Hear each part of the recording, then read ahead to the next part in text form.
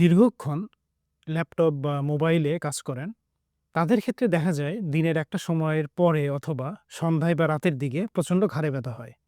ঘাড়ে ব্যথার সাথে মাথা ঘোরা, মাথা ব্যথা বা চোখে প্রচণ্ড চাপ অনুভব হতে পারে। তো এটা কেন হয়? দীর্ঘক্ষণ ল্যাপটপ বা মোবাইলে কাজ করা হয়, তখন যদি মাথা অনেক বেশি ঝুঁকিয়ে রাখা হয়, বিশেষ করে ৩০ ডিগ্রি বা তার বেশি আ কোণে বা অ্যাঙ্গেলে ঝুঁকিয়ে রাখা হয়, তখন মাথার যে ওজন আছে সেটার একটি চাপ এবং তার থেকে বহুগুণ বেশি চাপ ঘাড়ের মাসলে বা ঘাড়ের উপরে অনুভব হয়। তখন ঘাড়ের এই মাসল এবং জয়েন্টগুলো এই চাপকে সহ্য করতে হয় এবং একটা টাইমের পরে গিয়ে বা একটা সময়ের পরে ঘাড়ের মাসল ধীরে, ধীরে শক্ত হওয়া শুরু করে, টাইট হওয়া শুরু করে।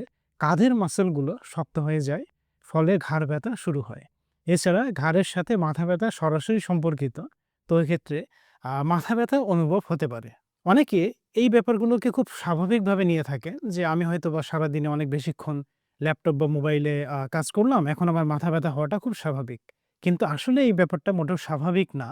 কারণ আ মাথা ব্যথা, ঘাড় ব্যথা বা চোখে ব্যথা হওয়া সেগুলো সাময়িক সময়ের জন্য হলেও যদি দীর্ঘদিন এইভাবে এই কাজগুলো করা হয় এবং এই ব্যথা হয়, তাহলে একটা সময় গিয়ে ঘাড়ে সার্ভাইকাল স্পন্ডাইলোসিস অথবা সার্ভাইকালের ডিস্ক রিলেটেড সমস্যার কারণে ব্যথা শুরু হতে পারে। যেটা অনেক বড় ধরনের সমস্যার রোগী সম্মুখীন হতে পারে। এখন আ কিছু ছোট, ছোট কাজ করলে এই সমস্যা থেকে বের হওয়া সম্ভব। যেমন মোবাইল বা ল্যাপটপকে এমন পজিশনে রাখা যাতে ঘাড়কে বেশি আ উপুড় করে বা ঝুঁকিয়ে না রাখতে হয়। বিশেষ করে ৩০ ডিগ্রি বা তার বেশিতে না ঝুঁকানো লাগে।